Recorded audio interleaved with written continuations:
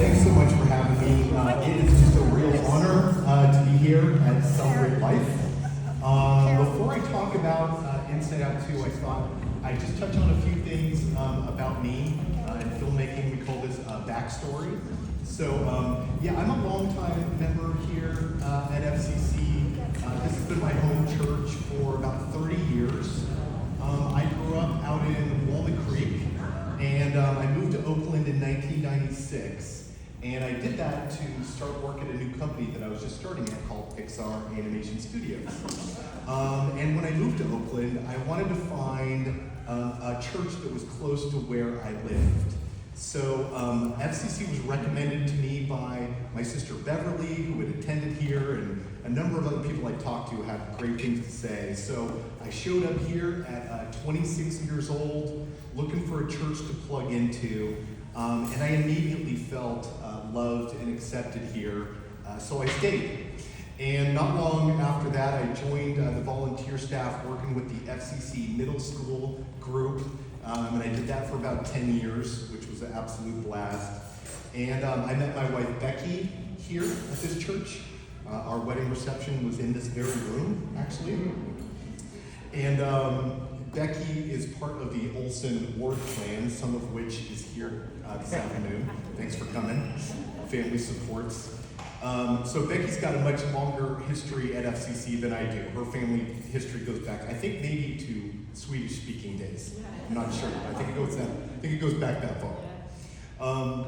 So Becky and I have 4 kids that have come up through the children's ministry program and youth ministries here.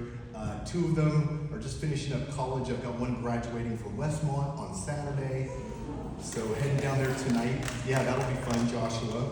And then I've got one that's at Wheaton in Illinois, and then I have a high schooler, and then a middle schooler, Zoe, who's in the same FCC middle school group that I used to work with years ago. So that's a little bit of my FCC history. So I landed at Pixar Animation Studios 30 years ago. And growing up, I always loved movies. Movies are just such a creative and engaging and immersive way to tell a story or a way to take in story. And anytime I could, I'd go to the movie theaters with my family or with my friends, spending money I would make on my paper route. But when I went to college, I didn't study it mostly because I didn't know that it was like something you could do for like a real job.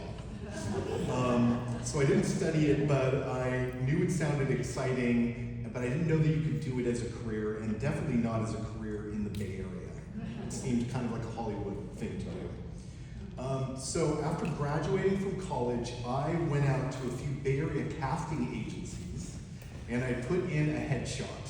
Not because I wanted to be in front of the camera, but I wanted to find any way I could to be like on a film set, to discover like what are the jobs on in filmmaking and what could I possibly do, what would connect with like the skills that I have. And so after getting a few calls to be in some commercials and including a Disney movie called Sister Act that was filming in San Francisco with Whoopi Goldberg, I ended up volunteering my time for a casting director. She was just staffing up a whole new feature film, and I'm like, I'll work for you for free. I had a restaurant job to make money, and I just volunteered my time, and she was kind enough to let me be on the set of the movie every day, signing in all the background extras, and eventually that film crew hired me on full-time as a production assistant, which is the entry-level role in filmmaking, production assistant. So after that, after I finished that one movie, I got called from some people I had met on that show, and I went on to an Oakland movie about the Oakland firestorm. It was an ABC TV movie about the firestorm in Oakland, which had happened 1 year prior.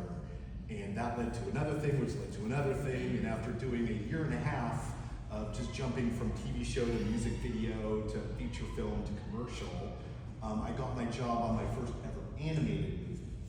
And that was in San Francisco, a movie called James and the Giant Peach, based on the book by Roald Dahl. And it was incredible. It was different than anything I had ever been doing.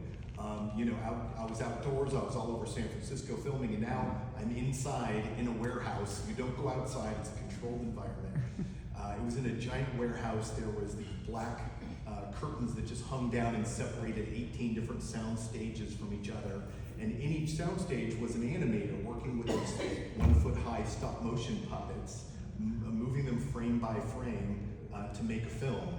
So I spent the next 2.5 years working there on James and the Giant Peach. And critics liked the movie, but audiences did not really show up for it. So sadly, that company ended up going out of business.